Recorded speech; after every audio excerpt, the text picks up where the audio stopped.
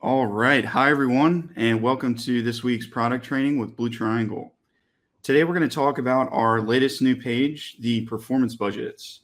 So in essence, the performance budgets page allows you to see how your key performance and content metrics are doing compared to your defined budgets. And today, we're going to dive into this a little deeper and really understand the methodology here and how to use the page. All right, so my name is Mark, and I'm the support manager here at Blue Triangle.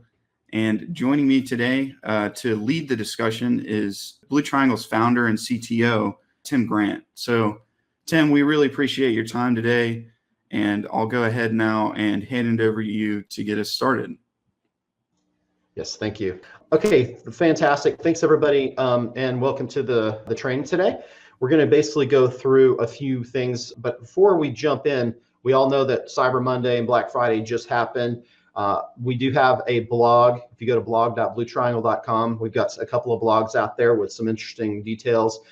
We measure thousands of websites across the industry as part of our benchmarking and competitive index that we do. And so we take that data and we put them together into some interesting and informative details about how different sites ranked and how they performed from a performance standpoint on those dates. So, have a read of that and definitely post some feedback. So thanks, Mark, for setting this up. And we will run through what we're going to try to accomplish today is we're going to talk about performance budgets. What are our performance budgets and why do you need them? And high level, just the issue really is a website will go and they'll have a performance project, okay? And that will maybe last a few weeks or maybe a few months. And then the site performance gets really good. And then it starts to degrade as people make more changes and things happen. And the focus shifts to other projects. And then the slowness kind of creeps back up. Our company has been working with our partners and Google, and there's a big initiative right now to implement something called Web Vitals. So what are the Web Vitals? I'm going to talk a bit about that today and why you should set Web Vitals performance metrics in particular. So Google is going to be impacting the Google's Web Vitals scores will be impacting your SEO score somewhere around the middle of this year. Okay, I'll go over some more details about that. But the bottom line is, as you all know, the search engines will send your site organic traffic. If your site has a poorly performing Web Vitals scores, meaning if it's slow and hard to use, then they're going to send more of the traffic to your competitor's site that has maybe slightly higher Web Vitals scores. So that this becomes a factor for you to be considering for driving traffic to your site. So also I'm going to talk about how we collect those Web Vitals, and then I'll walk you through setting up a performance budget. And then of course, I'll talk a little bit about how we address the Web Vitals and how you can use the Blue Triangle portal to actually improve your Web Vitals scores. Okay. So let's talk about what the Web Vitals scores are. A lot of you probably heard about the Lighthouse scores that's built into the Google Chrome DevTools. There's also a place where you can go to pull that in from an API. And basically, they've been tracking some key performance indicators over the last few years, and many of you, I'm sure, know about them. The Web Vitals is a subset of that, and it really is to focus on the end user experience, okay? So I'll talk about what those are here in a second.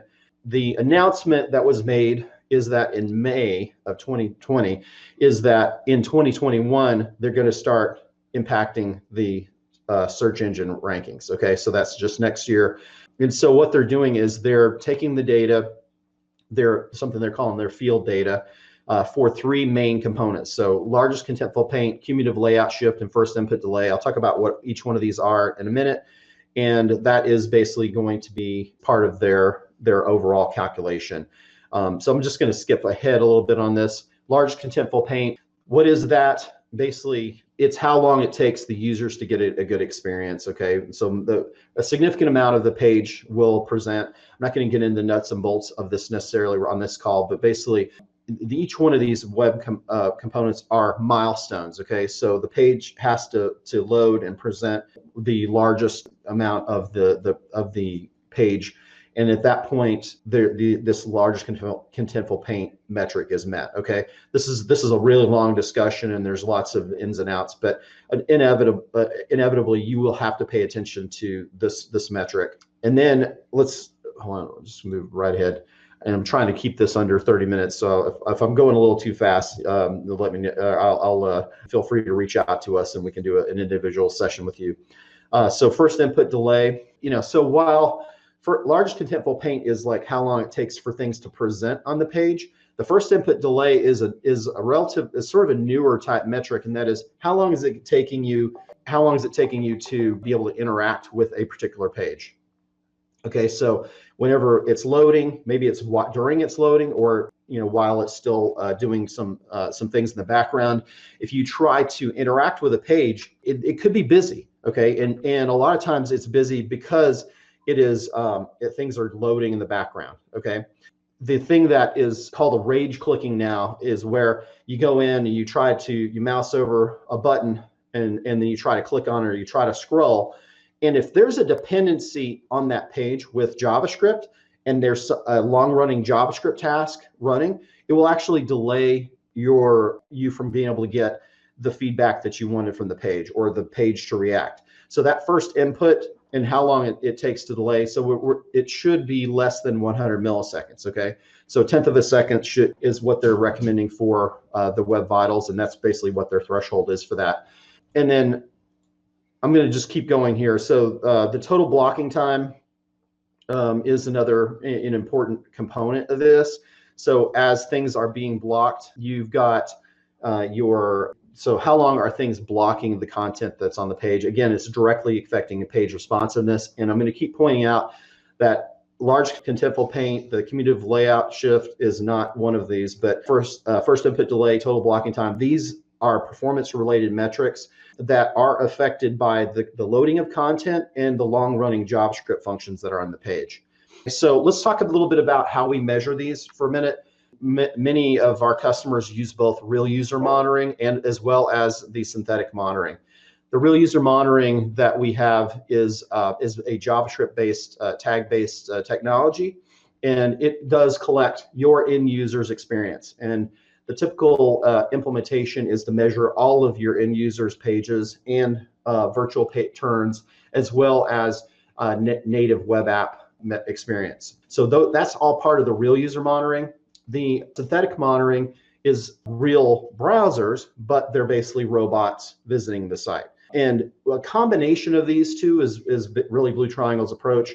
What we're doing there is we don't have full control of your end users' desktop machines, right? So there's more that we can measure with the synthetic monitoring, including tracking and tracing all the activity of the JavaScript that's happening on the page. I'm going to talk about how that's a significant measurement factor in dealing with the Web Vitals. Okay, so performance tracking, we've added the new Google measurements into this, including the new Web Vitals, and we're working through, and that's basically implemented throughout our product now.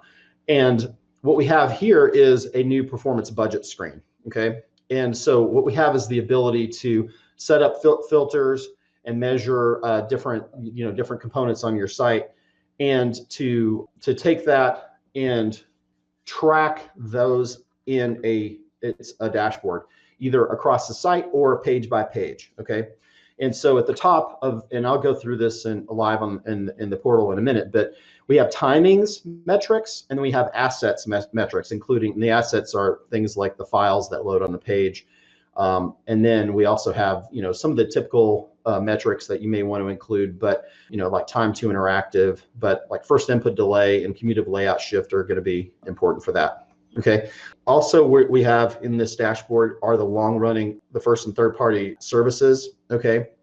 As well as some of the other dashboards that we offer, including like the number of domains, file sizes, and elements.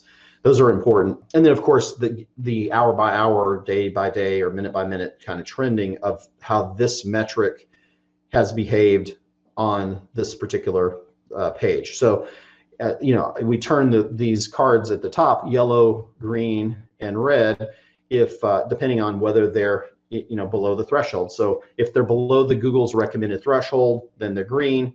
Yellow is between the threshold and the upper threshold, and then of course if it's slower than the upper threshold, then it's going to be red. So our default for the screen is to match up with Google's recommended performance settings. Okay.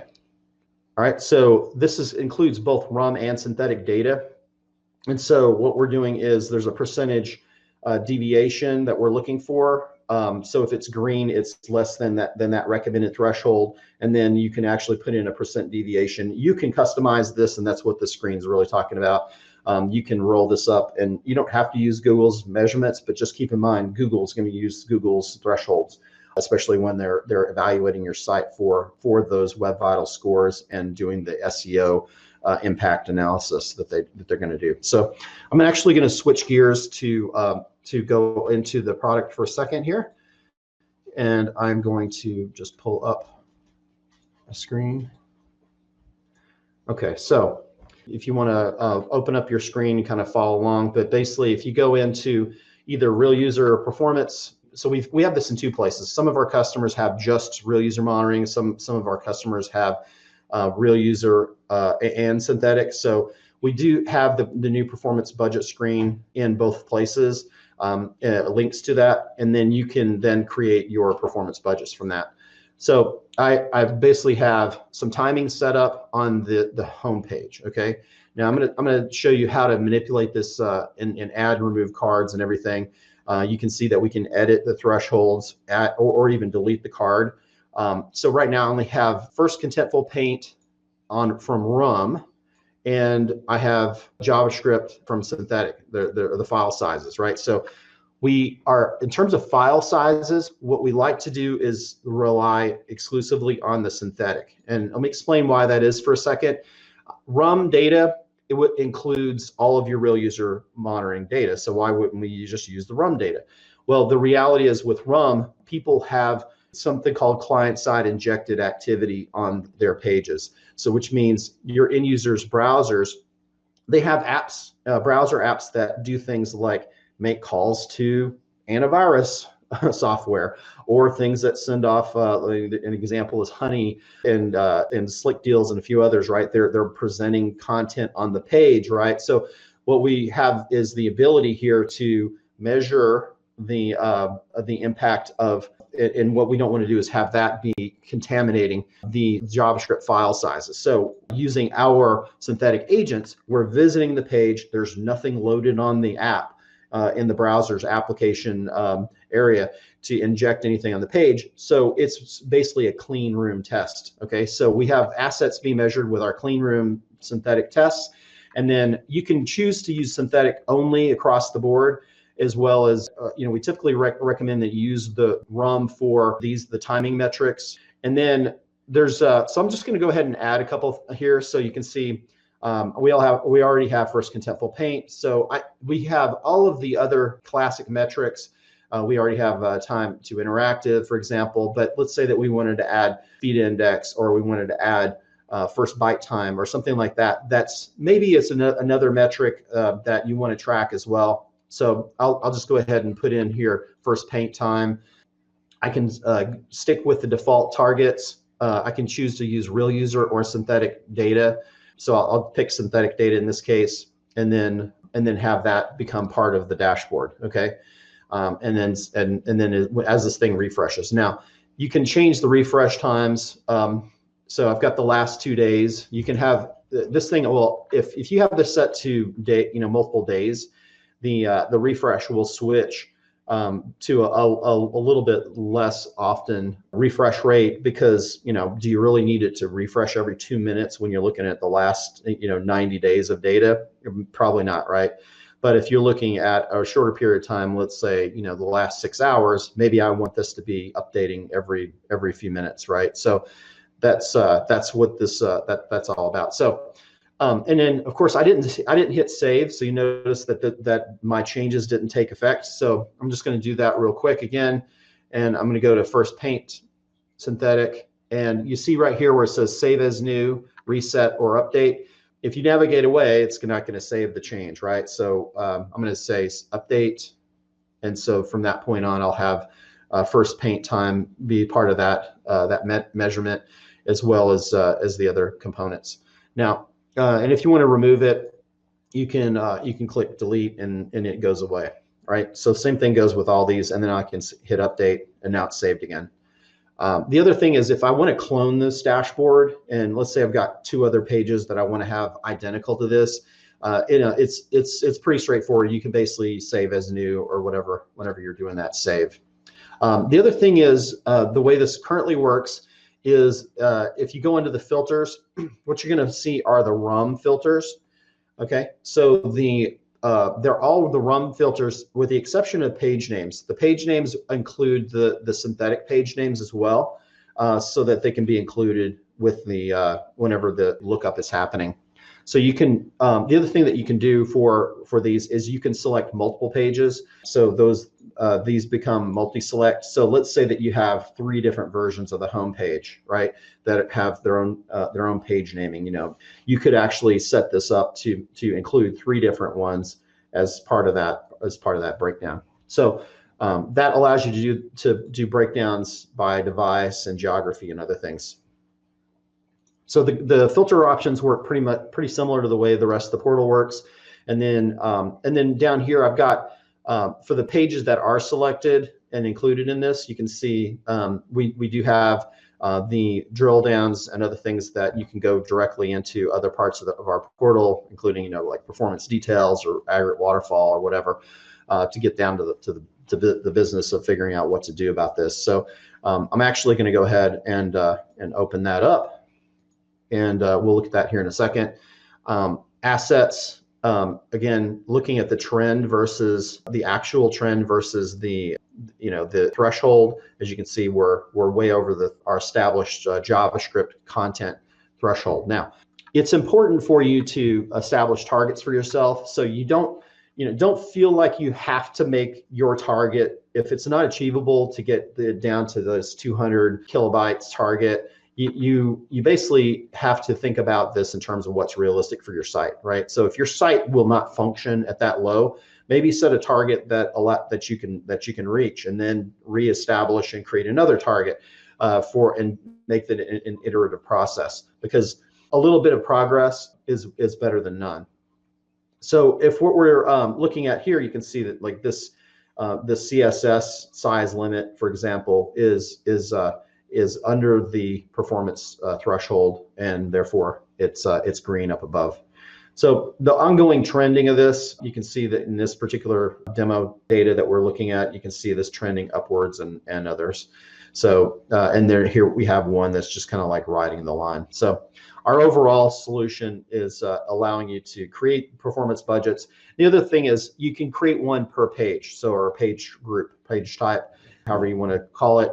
So you can have one for category pages and then one for different components. Now, keep in mind that the performance budgets are good for lots of reasons. Again, it's to maintain and keep what you've done. So my dog is going to interject some commentary here. But the search page, for example, there's a certain type of page for that. Now, many of these pages are landing pages. Okay, so we do recommend that you create a synthetic measurement for each one of your, if you have a checkout process, then take that checkout process and run it through, and then you'll have this running on every step of the site. But don't fall into the trap of, oh, I've got to make my checkout page meet these web vitals necessarily, because Google isn't going to be grading you on that. They're mainly grading you on landing pages. Okay, so that's an important distinction to make. Okay, now let's talk about how to take action on this. Okay, so some of the things like large contentful paint and time to interactive and first input delay and the other things that we've already talked about are important, and they're delayed by the JavaScript that's working on the page. Okay, so we actually have a couple of synthetic measurements running here that I'm going to just pull up. and under our demo e-commerce, and just these are hitting some public sites. This one's hitting Newegg. Okay, so this particular measurement, and so you can see this is our synthetic performance details page, right? And you get to this right over here under synthetic performance details. All right, so why am I switching gears to talk about this right now? So I want you to understand how do you address the web vitals? Okay, how do you find a way to improve your web vitals? So there's you can look for anomalies and anomaly detection under the main DEO page, but here you can actually go in and look at this in aggregate or detailed for a single session. And so, for example, this is hitting this Newegg page, for example. Okay, and high level, what you want to look for are, first of all, you can see that this has about a 28-second time to interactive. Okay, so time to interactive is all the way out here. Why is it so slow? Why did it take so long for this page to become interactive? And what does interactive even mean? So according to time to interactive is how long it takes for the page to fully, first of all, the DOM has to fully load. And then at that point, we're looking, and Google is looking, they've created the rules for this algorithm, and we've implemented it in our Raman synthetic. But what it's doing is it's looking for basically all the long running JavaScript functions to be finished. Okay, so why would we care? Because isn't JavaScript multi-threaded anyway? Well, it turns out that it's not. The JavaScript is actually single threaded, and it will, there's something called a JavaScript stack.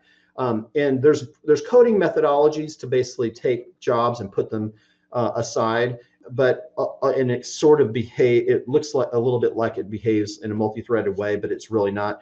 So what you end up with is if you have a long running JavaScript that hogs the stack for, let's say, a few seconds, you'll see gaps in the loading of the page. So looking at the aggregate of this particular page by domain, you can see that we've got a 1.5 second gap here. We've got another 1.5 second gap here. And then there's other gaps that are happening as the page is loading. So what's happening in the background? So, I've been in the performance industry for more than a couple of decades now.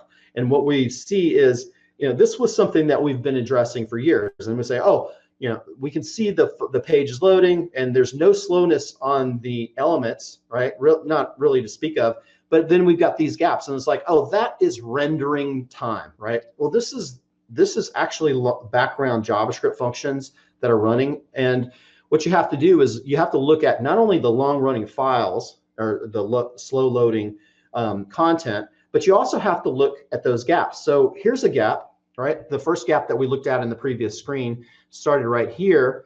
But what's causing this, right? So I can see that there's this anonymous function is running, right? And then that's calling some child processes that are running.